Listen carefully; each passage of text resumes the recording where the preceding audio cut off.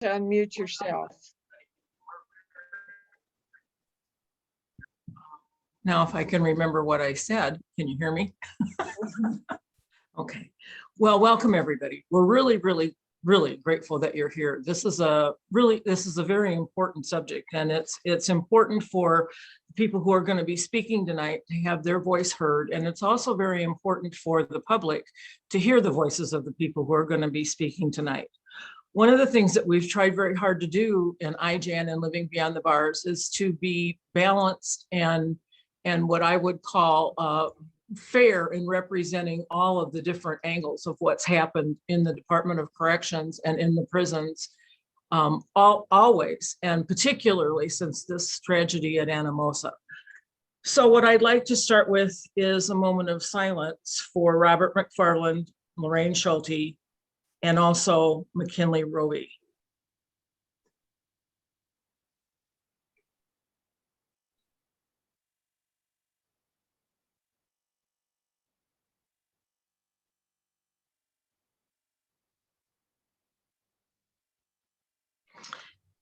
As most of you know, or probably all of you know, on March 23rd, they were murdered by two inmates at Anamosa Penitentiary. And since that date, there have been great changes in the Department of Corrections. And there has also been a great outpouring of financial and emotional support from inmates all over the state of Iowa for the families. The incarcerated people in the state of Iowa have raised over, in the prisons in the state of Iowa, have raised over $11,000 for the families, which I find to be extremely generous and remarkable given their salaries. They don't make very much money in prison. And so that is extremely generous on their parts. And granted, the $1,400 stimulus check came in, so some of them were able to give more, but they certainly did not have to. They did that because of their compassion and their care for these families. I think that's very important for the public to recognize and to know. Beth Skinner, who's the director of corrections, I spoke with her, and originally she thought she'd be able to make it, but she's just swamped with everything that's going on in the department. So I'm going to speak for just a minute about the changes that have been made on May 7th. Prior to May 7th, she appointed, or the department appointed Brian Foster from Wisconsin as the security operations director for the Department of Corrections. That is a new post, and it is for the purpose of, obviously, security. The department's main concern is security for their staff and for their inmates and for the families of the loved ones of the inmates. So I think she feels like that was a really good choice, Brian Foster, to have this position of security operations director. They have gone through a similar situation in Wisconsin to the murders here, and so he is very well versed on what to do and how to do it. On May 7th, at the Board of Corrections meeting, the Department of Corrections board meeting, Beth announced several different changes that are going to happen. They're going to have additional cameras. They're going to use body cameras. There's going to be a lot more tool control, both of the crews and the workshops in the institutions. There will be IT related security and equipment upgrades and equipment replacement. So they're revamping their program. There's nobody working right now with any tools in any of the facilities. All of that work has been shut down, including the hobby shops and the apprentice programs that Tim so generously put together for people are not in operation now, any of them that are using tools. So people tonight will be talking about what's going on at both Anamosa and also at other prisons, but specifically Anamosa and Iowa State Penitentiary, which is where the people who worked in maintenance at Anamosa were transferred to Iowa State Penitentiary at the time, right shortly after the murders. What I want to start with is a couple of emails that I have gotten. I asked some of the guys at Anamosa that I'm in touch with that are in the book that I wrote, Bleak Walls, Bright Minds, to please let me know how things are at Anamosa right now. And this is what a couple of them had to say. The senseless murders of March 23rd, 2021 are the source of pain the people in power are enduring at this time. I understand what they are going through. I too have been through this myself with the murders of my grandfather and the dumping of my mother's body in an abandoned apartment building when I was younger. Grief makes us act out in ways that we think will alleviate the pain, but often in the long run, we end up with remorse and regret. Why? Because emotion guides decisions as linear thinking, and it's bound to be gagged. Once freed, linear thinking gets to speak, and the sense it makes brings shame. Shame is the main ingredient of remorse and regret. This is where I believe the phrase hindsight is 2020 comes from. I share this with you because the changes being implemented here are not surprising to me. Once I knew what had happened, I knew that there would be big changes and it was going to be placed on all of us who were incarcerated, not just the people who were involved. However, while many are out there upset and ranting and raving at the changes, I began mourning, preparing myself to forgive those in power they were going to do to the rest of us. I started praying for them.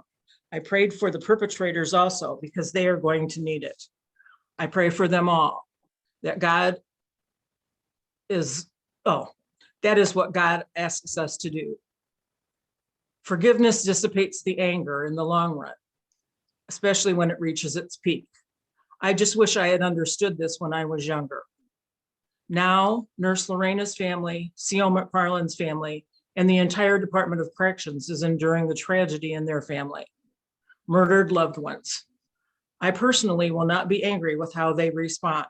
I won't like it and it won't be fair, but I understand this is the time and place for that to happen. So that is from a gentleman named Michael, who is a lifer at Anamosa. And this is from a lifer whose name is Sean, who is also at Anamosa. Sue, I have always been one to look at things in a positive light, even when that light was merely a pinprick. I cannot see justification in what is happening. My friend Adam Dudley was the one who committed suicide when all this happened. Other guys have said that it was his grinder that they took and used. I don't know, but he was the type that if this is true, he took his life because he felt so horrible for it. He would have blamed himself even though he had nothing to do with the situation. For 23 years, I have had very little to look forward to. A hot meal, working out, and visits with my family and friends. I am blessed to have them in my life.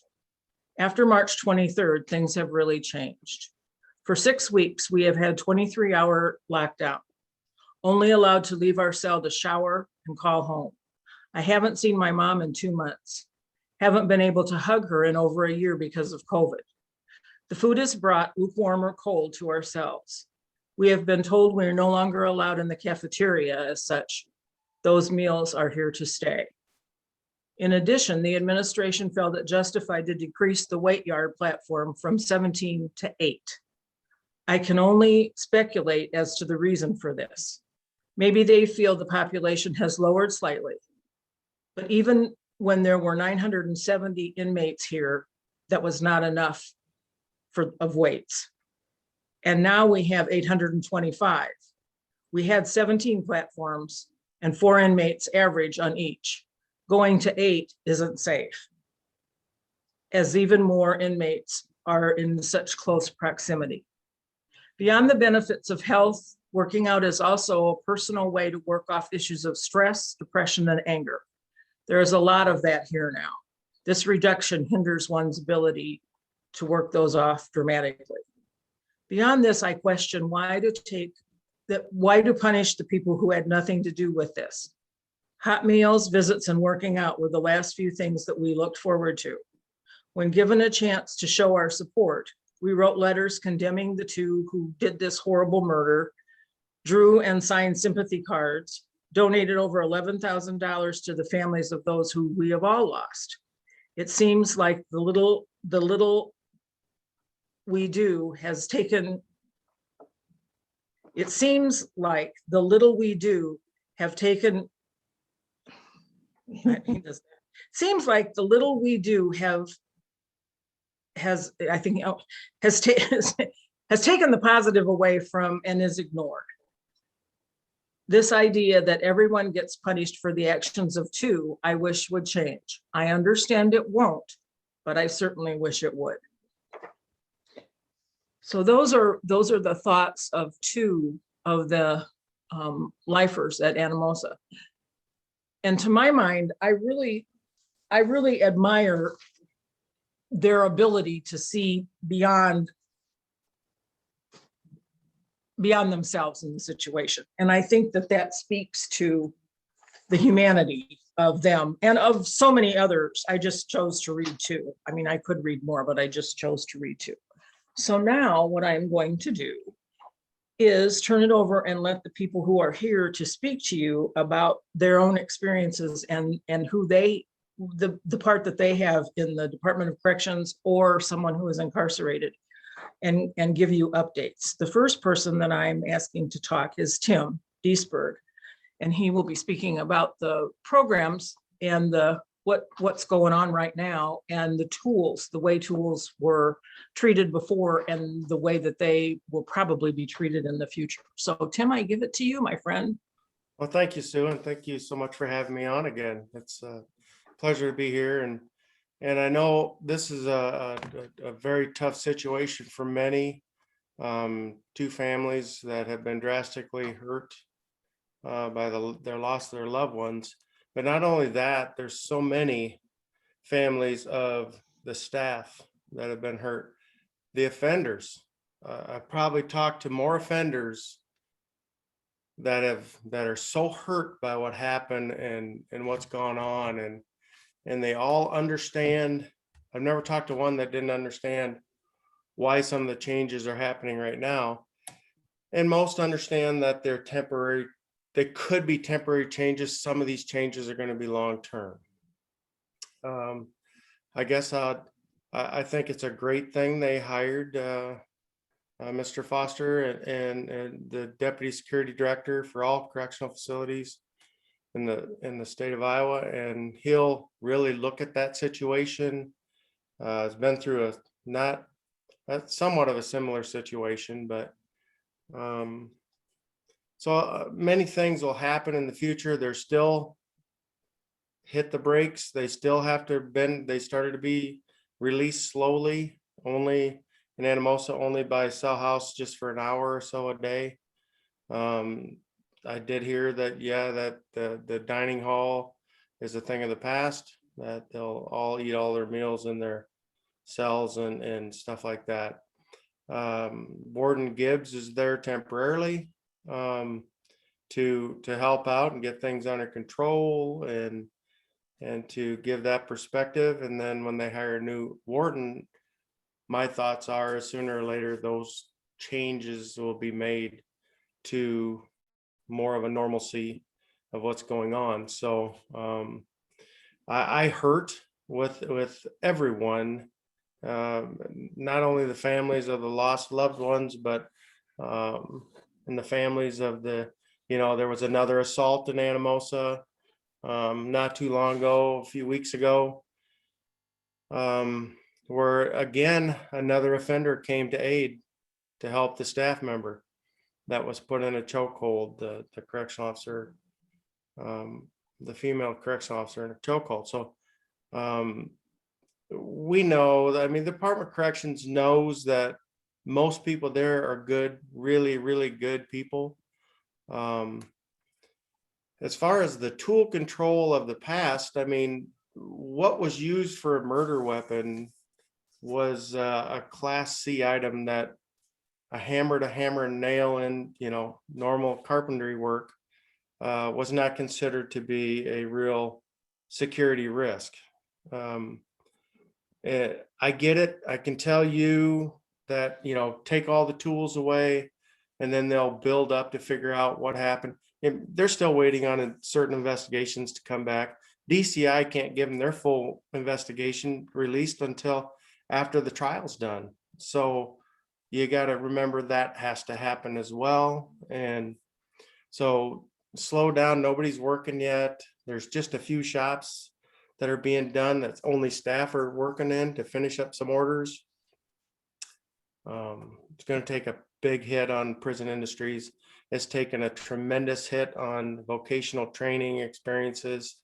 It's taken a tremendous hit for the people and the great people that I've known very closely and well through the maintenance department that had so many skills they were working on, and unfortunately that was taken from them. So there's parts of other people's lives that have been taken away from them, that literally this has just collapsed a domino effect to so many people. And it heart breaks my heart to know that many of the offenders are going through what they have to go through just to get through the process. And it triple breaks my heart to the fact that the pandemic this thing just added to something that was starting to come out and get it better, and maybe visits were going to start happening again. Well, now we've got this whole issue. So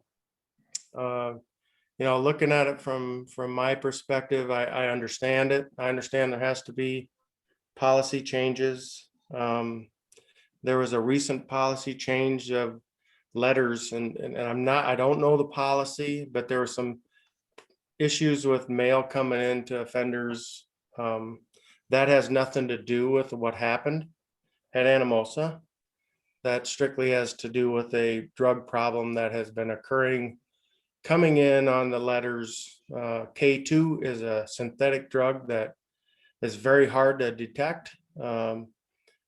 It comes in on the kids make little drawings for the people in the correctional facilities, sends it to them. These people get it, they cut it in 1-inch squares. It gets extracted and it gets used for drugs. And the problem was so severe in a couple different correctional facilities. Gotta have you understand why this is all happening, why that happened. I believe there was like 8 people taken to the hospital in one day just because of this issue. So there's other issues going on at Department of Corrections. Just want you to understand that they're not all tied to the 23rd of September. So anyway, the tool control back when I was there, I retired in 2017, was in a way where they're classified like a class AA tool would be staff escort use only. I'm not saying hypothetically. I mean, it was pretty close to this. Don't write me to the letter on this, but then class A items were escorted that offenders could use. And then you got the class B and C items that were just not, maybe they would have a pouch. The maintenance department, Angie can probably even tell you that they had a pouch that they would use like screwdrivers and hammers and different things like that, to maybe gauges to gauge certain things, to work on plumbing and heating, electrical, that kind of thing. But so those were deemed that the higher the class, like the B and the C's, or lower security risk items. Unfortunately, a very low security risk item was used in these murders. I can tell you in 35 and a half years of being there,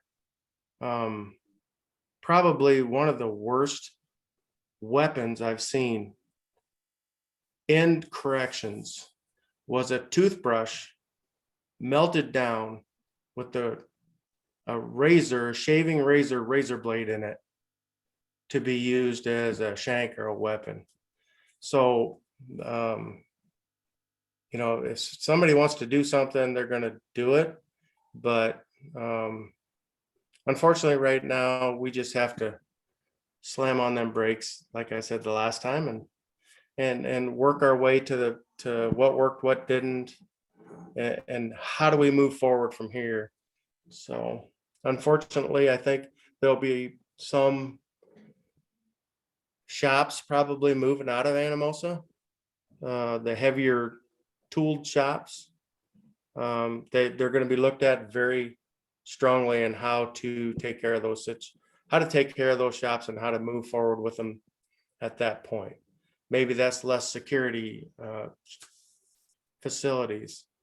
But speaking from me being in Anamosa, I like a certain amount of those in Anamosa because it takes 4, 5, 6 years to understand how some of this equipment works, to be very good and efficient, proficient at it. And it takes these apprenticeships you can do are mostly 4 to 6 years. And Anamosa is one of those longer term facilities where they can gain that apprenticeship and complete it and become a journeyman and become very, very successful people. We've had so many of them that have left and become very successful people right out of the gate. Some have been hired before they've left the correctional facilities. So I know with my conversations with people from Department of Corrections, please don't forget about what works, and they won't. I know they won't, but for me and my own peace of mind, I just had to say it. So anyway, that's kind of really, Sue, you gave more updates than what I probably understand, and go from there. Thanks, Tim. Yeah.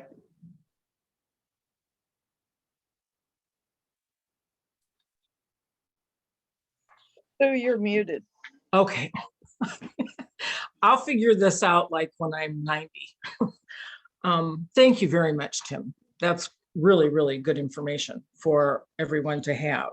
And you've done a marvelous job of everything you've done has been wonderful for the offenders and their families. Is Kendra here? Kendra Mills, is she on? I haven't seen her name. Okay. She was going to speak. Eddie had invited her and she was going to speak. She is a retired guard from, I believe, Mount Pleasant. And I think she was going to speak, but maybe something came up and she couldn't be here. So then we will go to the family members, the loved ones. And I think we'll start with Angie. Angie has a brother who worked in maintenance at Anamosa and was transferred to Iowa, the penitentiary in Fort Madison. So Angie, the Hey, floor is yours. Sue, Yeah. can I say one more thing before I forget? You sure can. Angie, I apologize. Give me 1 second. I want to follow up with that letter conversation just a little bit to make sure people understand the Department of Corrections is looking at ways to still be able to do this and maybe scanning the pages coming in from the That's what family. they are doing now. That's what they are doing. Yeah, but they also have to be extremely careful because of exposure to the staff. So there's different facilities around the nation that have done things. So they're still working on it. So hopefully that whole thing will change in the near future. So anyway, Yes, I thank you. appreciate it. Sorry, Angie. Yeah, thank you, Tim. Well, and I know that Clarinda and Mount Pleasant are already scanning. And then I got some emails today from different guys in different facilities saying that now you could only write on white paper and there can be no more pictures and no more no more anything other than just white paper. So, okay, Angie, you're on. Thank you. Can you hear me okay? Yep. Yes. Okay. My name is Angie. My brother was convicted on second-degree murder. He's been at Anamosa since March, I'm sorry, of 2013. He will spend at least 35 years, if not more, which is another part of why I'm trying to get involved, because if he had been convicted of voluntary manslaughter, he would have had to have served a 10-year maximum. And I don't know, to me, 25 years in between those two is just a significant amount of time. So I'm hoping that we can get that changed. He started working in doing like laundry, worked in the kitchen for a while, and he worked in the visiting room, and then he went on to maintenance. And it's interesting that you talk about that, the apprenticeship program, Tim, because he literally has his final test to take, and then he is done with his. So I'm not real sure when that's going to take place, but hopefully he can be able to get his certificate done, because he's worked, I think, 8 years now on trying to get it. So he's done concrete work, plumbing. I know he was telling me about having to crawl in the tunnels. There was a water pipe leak, and he got covered in asbestos, and it was quite an experience, but he enjoyed himself because he was learning. He felt like he was, doing some good there. And then most recently, ironically enough, he's been repairing and replacing the cell locks with his boss. And about a month before all this happened, he got a heart monitor from Iowa City Hospitals, and he'd been wearing that day in and day out. And every day he had to go over to the infirmary to get new pads and then get the charger for the machine. And the day before the killings happened was the day that he turned in his monitor, and then he didn't have to go back over there every day. Had he been over there the next day during what had happened, he would have done exactly what Mr. Roby did and tried to help, I know.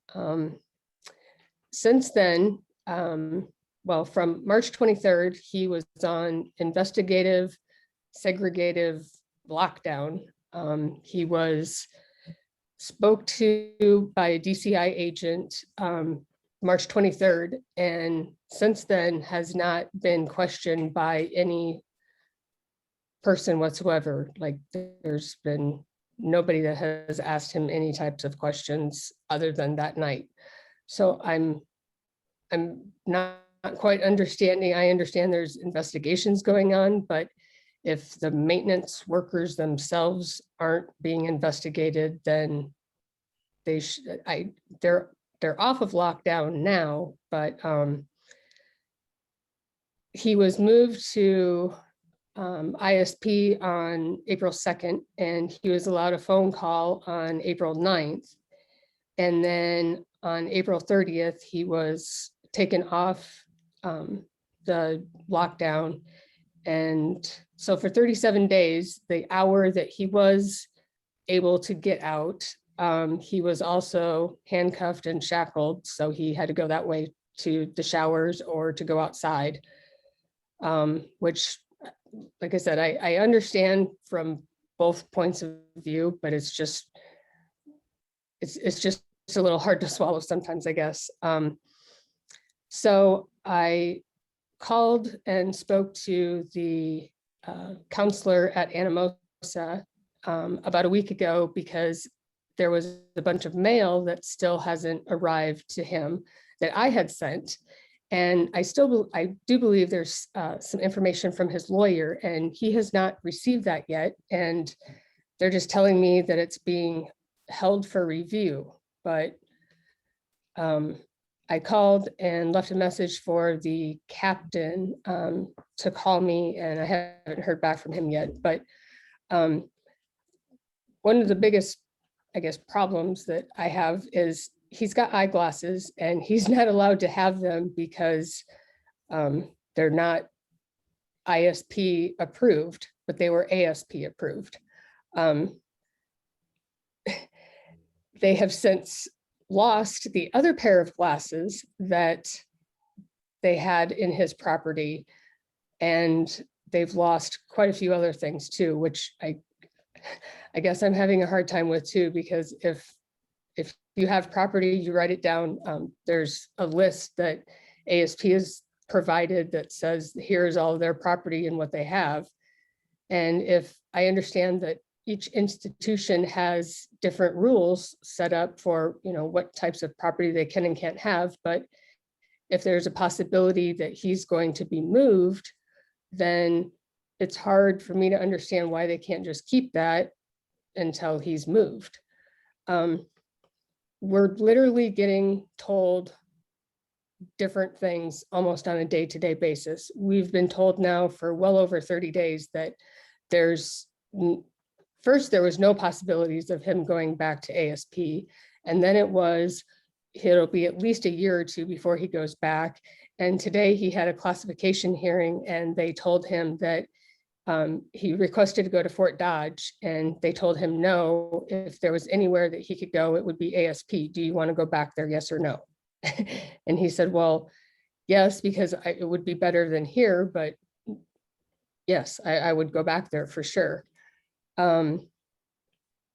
So I'm just kind of at a loss on that. There seems to be no type of consistency with what information is being told. And I don't know, I just, the well-being of the inmates right now is very concerning to me, just for the fact that for the first couple of weeks after this happened, I was told that, you know, we're not doing anything, we're not making any decisions, we're looking over all of the policies and procedures, and we're investigating things, and we're going to make some decisions and some changes, and you know, we'll go from there. And now it seems like it's just gotten worse. Sorry, I've kind of lost my train of thought. Like I said, it's on a day-to-day basis, everything seems to change. And I guess I don't have all the answers by any means, but I do wonder about like why there isn't like a drug dog. I do know that my brother told me that if I do send him mail, that it has to be on a regular 8.5 by 11 sheet of paper, and don't send any pictures, don't send, you know, anything like that, because it'll probably be rejected. These guys have a routine. I mean, my brother gets up at like 5 or 5:30 every morning, and he looks forward to going to work. He does his lunch, he gets off work, he goes and works out for 2 hours, and that gives him what he needs to get through each and every day. And I never really understood that until like the past 6 months or so, when, I mean, his attitude has changed so much, especially since COVID, because, you know, we're finally starting to, you know, at least get video visits. So, you know, which would hopefully lead to an in-person visit. And now that's just gone in a blink of an eye because of 2 people. Like I said, I understand that everything needs to be looked at, but the inmates also need to be looked at too. They're human beings, just like the staff is. And they need to be out more than an hour a day. I mean, they really do, because if you're gonna let them be out an hour a day, okay, then next week let them out for 2 hours, and just a little bit at a time. A little bit can't hurt. If it works, then keep going with it. But seriously, I honestly believe that if there isn't some kind of, I don't want to say drastic change, but if they're not allowed to go back into the cafeteria, at least for 1 meal a day or something or other, you're going to have a lot more problems than what you had back in March, because these guys aren't going to mentally, being cooped up for that long isn't going to help matters. It's going to make things worse. I guess that's pretty much about it. Thank you. Thank you so much, Angie, and thank you for being here. And I can hear the pain in your voice. I know this is really, really difficult for the loved ones. The stress it's horrible for the inmates. It's horrible for the staff. It's really, really hard for the loved ones, because there's nothing that we can actually do except be on the other end of the phone for a 20-minute call whenever they can make a call. And it's hard to not just picture them suffering. So my heart goes out to you. I do have a question for you. Did he get his heart monitor back? No, the counselor was able to find it and they were going to send it off to Iowa City Hospitals. Hopefully the information is still there. I did want to point out that I was able to see him in the first video chat that we did have. He got escorted in with handcuffs and shackles, and to see that was pretty heart-wrenching, to say the least. Exactly. I do want to mention that the guards down in the pod that he is in have asked, what's wrong with you guys? There's a total of 5 of the maintenance workers together, and the officers down there don't understand why they're so well behaved. They're very quiet, they're very respectful, and apparently that isn't something that they get with the other inmates. So I just wanted to kind of point that out, that they're decent guys. I mean, obviously, because COs are saying it, and even the first counselor that I talked to had said the same thing. So I know you guys aren't dealing with, or I know they're not dealing with a bunch of idiots down there, but I just hope that something will get worked out. Yes, yes. And thank you so very much for being here and sharing your experience. It is heart-wrenching. It's heart-wrenching to hear the hurt in your voice and the care and the love. And thank you very, very much. Thank you. The next person that will be talking is Wayne Herman, and he has a very dear friend who has been at Anamosa and still is at Anamosa and has been there for a number of years. So Wayne, I will turn it over to you.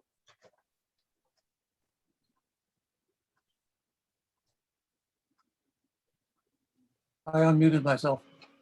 Can you hear me? Yes. Okay. I have known John for a good share of his life. He was a student of mine when I was a teacher. He was in my church and I ministered to him when his mother had an accident. I had the funeral. So I've known John and his family for many years. And as soon as the incident took place, he wrote to me about it. He was grieving a lot, which caused me to go beyond what I probably should have done. But I wrote to the warden, not knowing that he apparently was relieved or resigned, hoping that he would talk with some of the prisoners, like Johnny, and get a take from the other side of the table. So I'm going to read a few things that John has written to me. We received a paper a couple days ago with an extensive list of the changes that have or will be implemented. As some are but vague, I will not go into all of them. This is on April 25. As you can imagine, with no change in lockdown and only a promise thereof, things continue to deteriorate with prisoners and staff. I learned from the news this morning that there was supposedly an attack on a staff member, and this was apparently the third one since the lockdown began 5 weeks ago. I'm aware that the tensions and frustrations grows with each passing day when people feel unjustly punished and in every sense are living thus and being told to expect it for years to come. Beyond that, when you add long sentences with mandatories, let alone life sentences, there's little or no reason left for prison to be good and to do what's right. Then he has in parentheses, if I didn't have Jesus, I would be one of the same mindset, in parentheses. The past couple of years have created a very volatile environment and toxic. In all honesty, a huge hope for the best is just a pipe dream and futile. Changes are not conducive to a peaceful and tranquil environment. I've noted that we have had change of wardens nearly every 2 years. And along with that change comes rules and procedures, with each one wanting to leave his own mark. There's also been the deprivation of privileges and opportunities.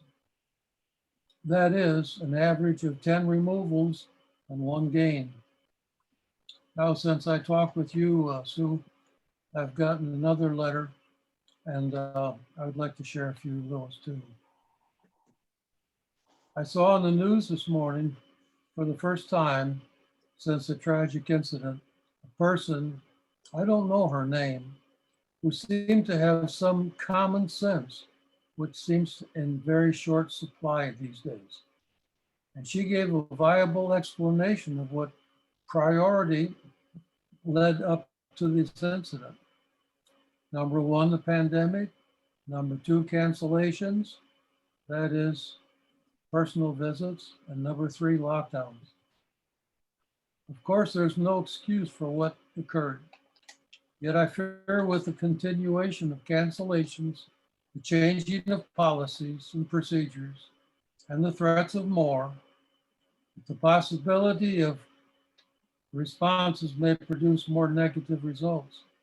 In all honesty, I think history will be repeated. When animals are caged into a corner, which is what we're called sometimes, generally the response is not a very good one. This is not something I prefer to dwell upon. However, it is reality. So I encourage my brothers that we are not to respond in such a way as the world does.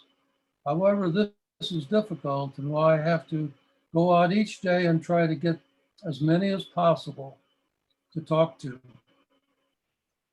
I take turns on different days.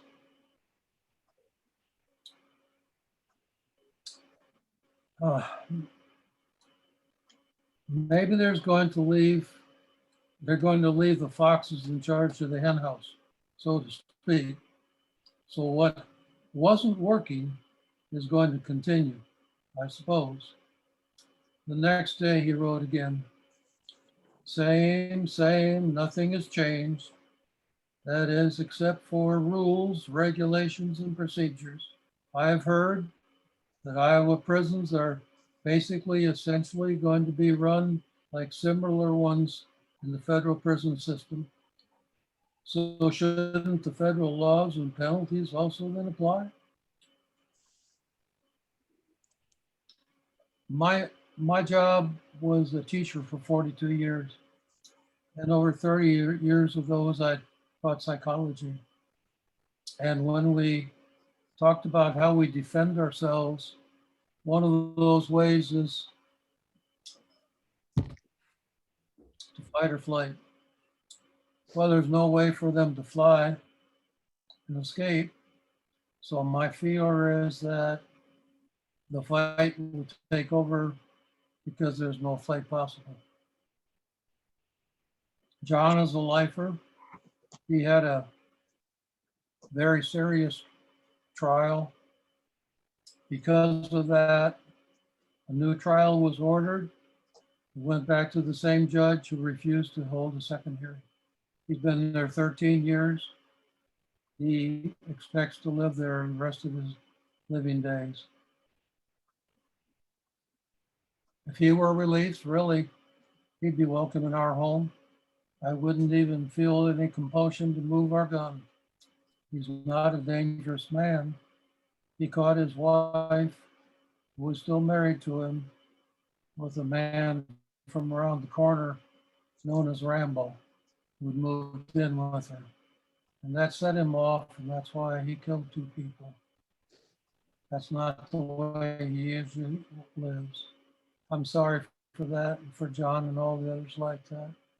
And thanks you for giving me the time to talk tonight. Appreciate that. Thank you very much, Wayne. I can hear the sadness in your voice also, the heartbreak of this whole situation. And thank you very much for being willing to come here and share Johnny and yourself with us. It means a lot to be willing to put voice to that kind of pain. I really appreciate it a lot. We all do. From my perspective, I just want to add, I have a great deal of respect for the amount of, for the ability that the offenders have been able to display to not be worse. I mean, I don't know exactly how else to say that. I think they have done wonderfully well. I mean, in some ways, they are behaving better than the people out here are behaving, given COVID and given all the stuff that's going on. I mean, I just think it's remarkable. And I think it deserves attention in the press and in the public for people to realize that these guys, like Tim said earlier, there are a lot of really good people who have made some pretty bad mistakes that are incarcerated. And that does not make them monsters and horrible people and just violent all over the place and should never see the light of day again, which is oftentimes the way that inmates are portrayed in our society. One of my main goals in my work and basically in my life is to get that information out to the public. How the goodness and the compassion of the people who are incarcerated and the restraint that they have showed. So this is just a horrifying situation for everybody. It's horrible. It's horrible. It's horrible. There are people, these two guards died. I mean, it's horrible. And everybody is suffering. And to be able to have a conversation like this and talk about that from all the different perspectives, I think is wonderful. So I really thank you guys for coming and being willing to do this. And what I'm going to do next, what we're going to do is hear from Eddie, who was incarcerated for 17 and a half years and is now a returned citizen. So he has some perspective also from both sides, what it's like to be in, what it's like to be out, what it's like to care about the staff, what it's like to be controlled by staff, and some ideas about maybe where we need to go from here, maybe what some of the healthiest moves are for the future. Also, I think each of us as individuals need to think about what we can do. Is there someone that we can write to? Is there someone we can encourage? Is there something that we can do? Is there a way we can get involved in trying to be part of the solution and not be part of the problem? I really believe that we need to get out of our comfort zone of sitting back and just saying, well, that's not my problem. Prison is not my problem. I really think that it's a calling to get involved if that sort of thing speaks to you, if whether you have someone in prison or not, to become involved if there is a way that mission calls you. So I'm going to turn it over to Eddie now, and he will give you his experience of being incarcerated, as well as what he feels like works and what he has seen not work, and kind of what he sees for the future as far as being productive. So Eddie, it's all yours. Hello, everyone. I'm Eddie Walker. I'm from Iowa City. I was a chef here for years, almost 10 years or so, cooking. I ended up going to prison for 18 years, basically. Most of your family members you probably spoke of, I know. Right now, I keep asking myself, to me, it's like, why nobody's talking about the real story? And I think until the legislative members, like, the House reps and senators and different people get involved, but if they don't know really what's going on, you don't know how to approach things. And as I mentioned last time, you have when I saw the tour on KCRG through Anamosa while they were locked down, and the cell house that they showed is called Animal House, because if you're in that cell, with another person, you can lay in your bed and stick your hand in the sink in the toilet, you know, and there's so many people in there with mental health issues and being locked down constantly. You know, these are one man cells, and you put two people in there. I've had cellmates that freak out if count didn't clear on time. If there was a mistake and there had to be a second count, you know what I mean? And these things need to be looked at. I'm so glad that Tim is here because to me, there's a lot of unnecessary investigations going on about this issue because one thing that I know for sure, and Tim can attest to, you can't just walk out of IPI's shop with tools. Right. You can't, like he said, this stuff is monitored. And Kendra Mills, who I invited, was a guard at NCF. And anytime, if a light bulb is changed on a unit or wherever it is, there's a tech, a maintenance personnel member that goes along with the team to take care of it. But ASP is the only institution that I've seen that has a policy where maintenance workers can grab tools and just go. Do you understand what I'm saying? There's absolutely no reason the chow hall should be closed. If a spatula is missing, I worked in the kitchen most of my time, just like for the periods when I worked at IPI. You know what I'm saying? Heck, the cart I had an ice pick on it. And I made furniture back when the escape happened at ISP. I was working on furniture for Roger from IPI's home church. Let me tell you something, but you cannot take those tools out of your area. If you're in the kitchen and a spatula goes missing, you can go to lockup. It's locked down. Do you understand what I'm saying? So to have an area like maintenance where you can just grab these tools and go into it, you know, like I said, both the personnel members, Mac and Lorena, were two people I consider really good friends of mine because as a diabetic, you know, 70% of my day, 7 days a week is spent in the infirmary for one reason or another. That's how I come to know them so well. And it's a tragedy of what happened. But just think about this for a second.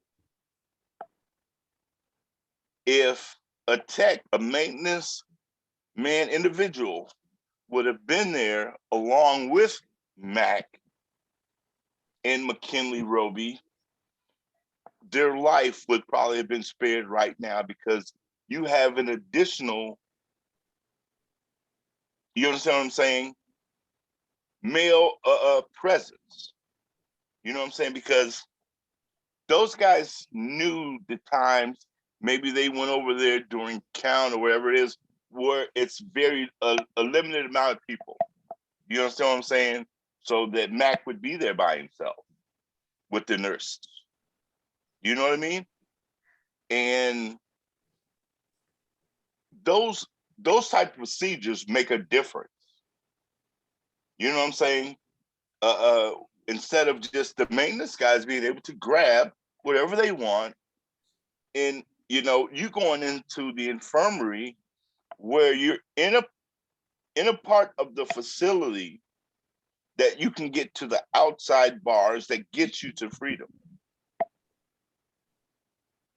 You know, there's no reason for the chow hall to be closed. To me, there's no reason for the shops to be closed. Your search going in and out of Iowa Prison Industries and coming out. You come through metal detectors. Like I said, I've never once, like I said, if the slightest tool is missing, because there's a place for each and every tool. They're on top of it right there. You know what I mean? And it's just, it's bizarre that they go through all these other procedures to, I don't know, it's almost like a masking procedure. You know what I'm saying? That was what should have been looked at in the only area. If you're in hobbycraft and something comes up missing, it's locked down and somebody's going to the hole until it surfaces. You know what I mean? So all these other areas to be locked down, I mean, it's just, it doesn't make sense. And I've been there. And that's why I applaud Tim, because he knows firsthand, you know, the value, like he said, of the apprenticeships and all the good things that IPI brings Mhm. to have it at risk to lose these jobs and to lose this knowledge and experience that guys are gaining for something that's some, you know, a terrible, terrible, terrible thing that these individuals did. But Eddie, if the tools are supposed to be checked out, how do you think the hammer and the grinder got out of the maintenance area? Oh, they don't have to check them out in maintenance. They can just grab it. That's what I'm saying. In every other area, Pam, they have to be checked out, checked in and out. Okay, But in maintenance, they can just grab a bag and pile whatever they want in the bag, basically. okay. And this is another thing Tim will attest to. And this is stuff, I mean, warden, deputy warden, security director, basically once a week, you will have each one of those guys, they'll walk through every area of that prison. They'll walk through every cell house, through IPI, town hall, medical, they walk, you know, they take turns. They know what goes on in each and every one of those areas. And that's why I said, in no other area can you get outside of your area without someone knowing that you have a single tool. Because like I said, in the kitchen, if a spatula goes missing, it's locked down and each and every one of the individuals will be in lockup until it's found. Well, thank you, Eddie. Thank you very much. So it sounds like what you're saying is that you feel like it was the process at Anamosa, as far as maintenance was concerned, that allowed this to happen. And Yes. maybe that whole procedure is what is at the crux of it. To my It mind, is.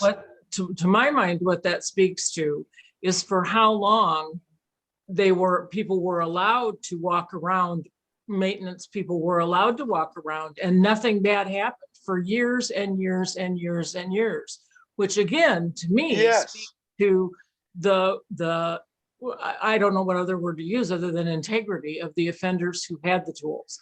I totally understand that now that there have been murders, that something had to happen, like Tim said. And I think we can go back to Tim to talk and let him talk for just a minute about what he sees as future procedures for that particular area of maintenance. And what's happening now, from what I understand, is they're doing no work at all. And Beth Skinner said at the last DOC board meeting that maybe they were going to start mowing the lawn in the next week or two, that would be the first job that inmates would be allowed to have. But other than that, there's no plan for any kind of work. And maintenance is not even on the table at this point. So Tim, would you talk about that? Sure. You know, good point, Eddie. You make good points there. I do want to clarify a little something of what Eddie said, and I know what Eddie meant, but many probably don't. All the tools in maintenance, regardless of whether they're pouches or whatever, are checked out daily. They're inventoried daily to ensure all of their work bags have the same amount of tools. They check them out. But inside the maintenance building of past, there is several departments. There is electrical department, plumbing department, cabinetry department, paint department, milling department, welding department, fabrication and things like that. So when Eddie talks about, they can go around and grab any tool they want to and just head out the door, what he means is the tools that have been checked out to these different departments inside that maintenance area, that's what happened. They just went and grabbed the grinder or the tools that they needed, and out the door they went. At 15 minutes later, this tragic thing happens. So the inventory of tools is not inventoried, Eddie. It was never inventoried by the hour or anything, to my knowledge. Maybe you know more than that, being in that area, or Angie, maybe your brother can attest to that, but I don't believe so. So it was kind of, they get checked out, and then they get these work orders, and they know they're going to go to this cell house and do this, and this. And in certain situations, staff go with them. In other situations where it might be a plumbing leak, they use their bag, they go take their tools and do that.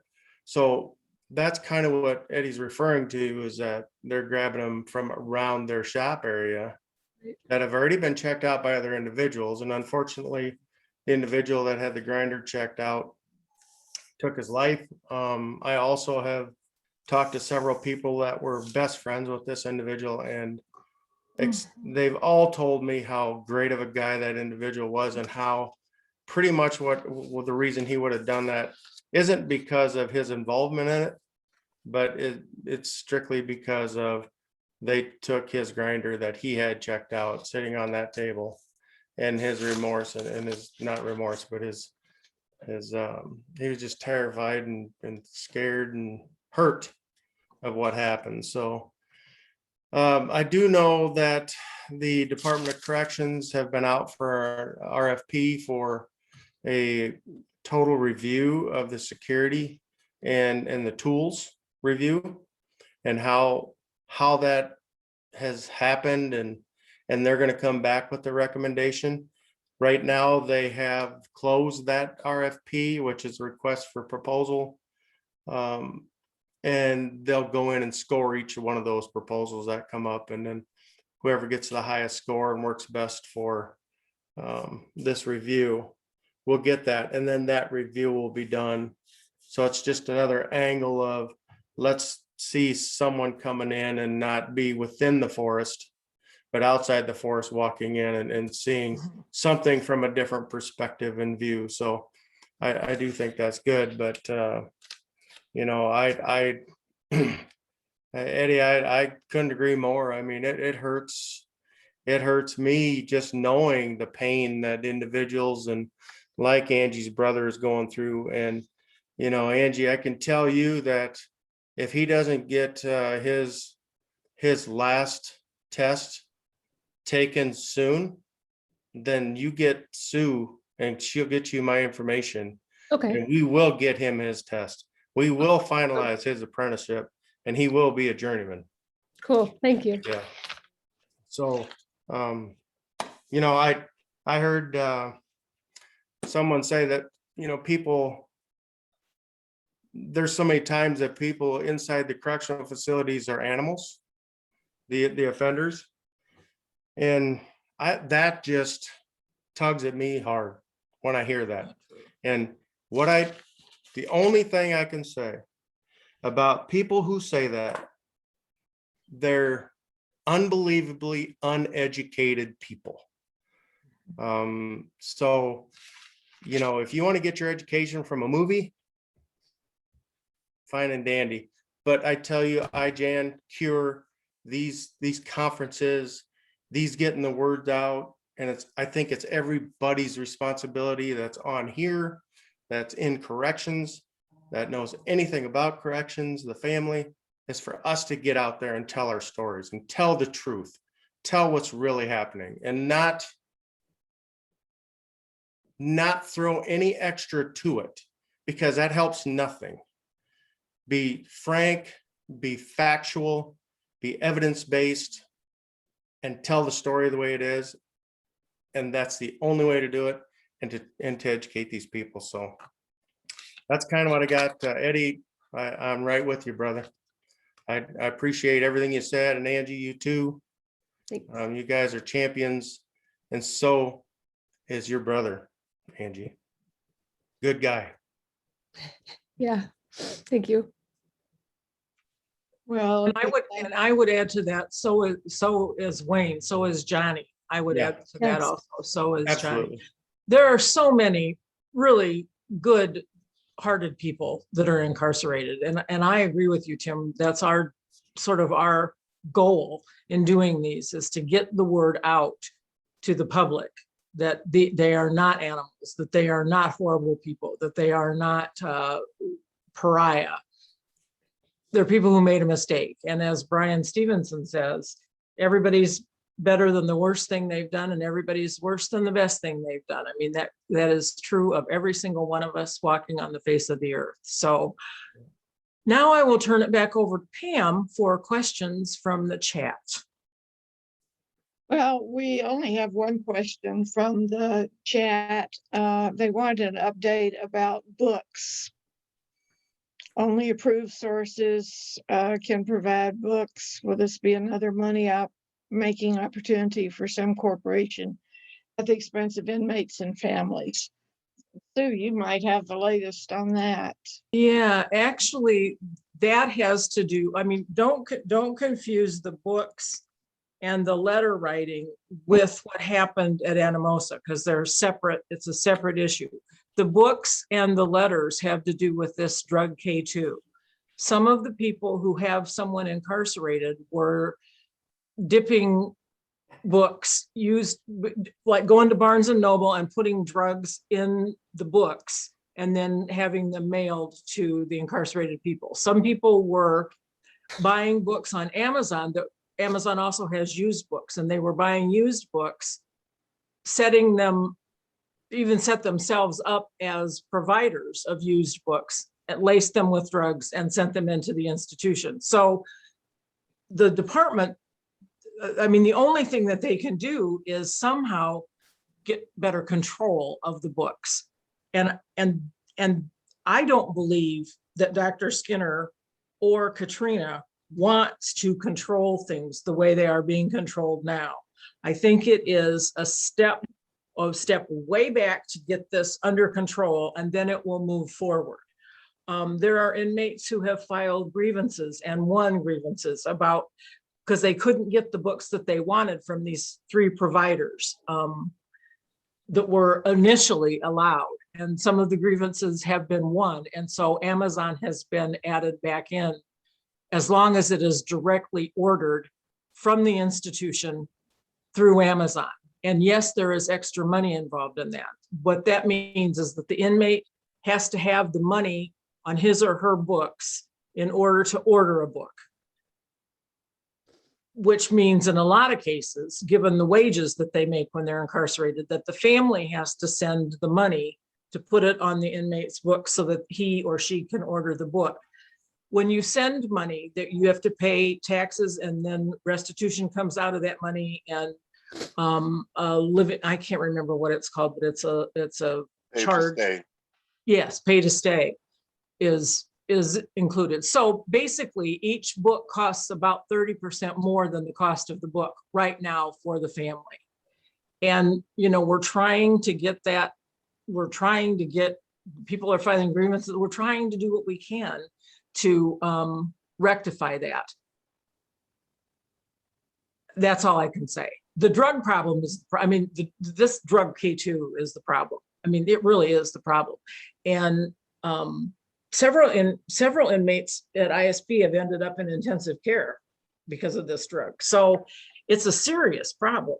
And I think with that and COVID and the murders at Anamosa, I think the department is just in some ways freaking overwhelmed. I mean, as far as what to do and how to handle things. So that's what I know about the books. And just don't confuse that with the issue of Anamosa. And don't confuse that. Well, you can kind of put that with COVID, because, just like out here, people are drinking more, people are using drugs more because of COVID. Right. Because they've been locked in their home, they've been feeling like they're can't move around and blah, blah, blah. I mean, there's more alcohol abuse, there's more drug abuse out here. Well, of course, that's true in prison also. So once again, everybody is punished for the actions of a few. Thanks, Sue. We've got a few more minutes if people have questions or just anything they would like to share with the group. I have a question, if I could. Go ahead, Bob. Approximately the recidivism rate, what percent of the folks incarcerated in Anamosa would be there for the second or third time? In other words, returning. I don't know the answer to that. I don't know Tim. if Sue does, or Al might Ask know him. about Iowa in general. But Tim might know about Or Anamosa. yeah, Tim, would you know? Oops. I do not know particulars of recidivism rates as far as how many times that people have been there and returned and stuff like that. I'm sure they have that, and it's probably out on the DOC website somewhere, but I don't know if it's particular to by facility. Institutions. By facilities, because people change in and out of the facility fairly often. And so to me, that would be a very hard thing to keep track of. I mean, by facility. Okay, other questions or? Recidivism, let me comment on that. Recidivism rates are tricky to measure because a lot of things factor into that. Generally in American prisons, recidivism rates are pretty high, 30 to 40% usually. It depends partly on the time period. If you only look 3 years after they were out, that will get you one figure. If you look 10 years after they were out, you might get a different figure. So those numbers are pretty slippery. I do know that prison systems that treat people more humanely, like the ones in Scandinavia, have much lower recidivism rates than American prisons. You know, you read about Norwegian prisons and they sound like country clubs compared to ours, and yet they have a 20% recidivism rate. So the humane process seems to work, whereas they have half of the recidivism rate that we have.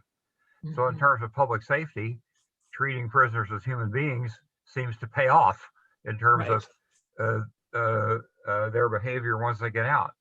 And so you have to really watch recidivism figures because there's so many variables that affect what number you come up with. Yeah. Sue has been talking about doing what we can to help. I want everybody to be aware of IDAN, Beware.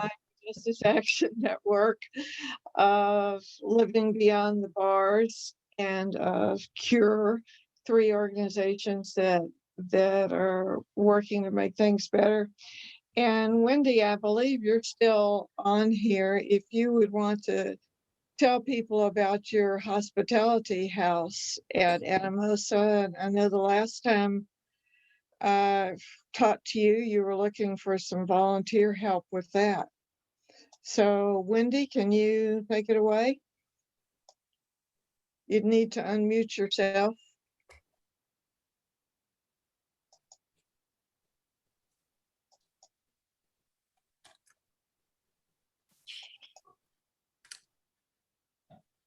Have we lost Wendy? No, she's on there. Yeah. She's showing us Hey. muted. Sorry, I'm back. I have a puppy and I had to let him out before he had an accident. I'm sorry. Okay. I don't know how long you're calling my name for, so I'm sorry. Not long. So we just thought, in terms of doing something concrete, tell us about your hospitality house and any needs you have that maybe some of us could help out with. Well, we're getting there. We finally got the kitchen sheetrocked. For those who have not heard of the hospitality house, we were incorporated in September of 2020. We purchased a home right in front of the Anamosa State Penitentiary, and it will be a home for individuals who are traveling from far distances so they can stay the night instead of having to acquire a hotel fee, or if, they're coming from 5 to 7 hours away, they don't have to do it in the same night. So it will be free to them. And right now we have the home, it's all painted. We need to get cabinets in the kitchen and water lines going and flooring in. And that's pretty much the bulk of the repairs that we have. And then after that, it's kind of furniture and donations and putting it all together. And you were talking about a volunteer coordinator or, Either a volunteer coordinator or someone who would be interested in working with the reservations as well. Whatever anybody has a passion for, or whether they have a strength in, we'll find something. and who would be staying at the hospitality house? As far as family or as far as individuals staying at the home? Either. Either. Right now, it's going to really depend on, we're going to have a host for the weekend. We're going to try the best of our abilities. Like myself or another person will stay from Friday night until Monday, and just act as a host if we can. However, some families are rather large. There might be 5 to 7 people staying at the home, and we won't have a host on site, but they'll have a contact phone number to call us with any questions. So it's going to kind of get situational with the number of people that will be there if we have a host on site. Yeah, I hope that makes sense. Yeah, and then these people are visiting people in prison, or will be once Yes. things get more opened up. Yes. That's the purpose for it. And we know Yes. that contact with family members is one of the most important things in reducing recidivism. Yes, correct. And also, just juvenile intervention too. Some children fall into the same cycle as their parents if they're in that environment. So for them to be able to visit and see their parents and create that bond is also important to us too. Okay, thank you. Any other questions or? Could I Pam, just, Pam, if I could just call attention, I put in the chat, if people are not on our IGN mailing list and would like to be, I put my email number in there, my email address. So you can just email me and I will put you on our distribution list to get more information about IGN. Just had to put that little plug in there. And well, and Sue, could I, yes, I just would like to offer both Wayne and Angie, if there's any last words that you have for us. So Wayne, do you have any thoughts that you want to share before we're done with this evening?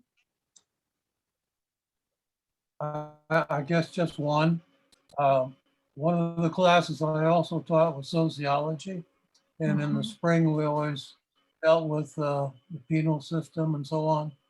So I was always taking my class to Rockwell City, to the institution there. And they would meet with 2 or 3 prisoners for about an hour. When we get on the bus again, I would say to them, what's the prospect of those people not going back?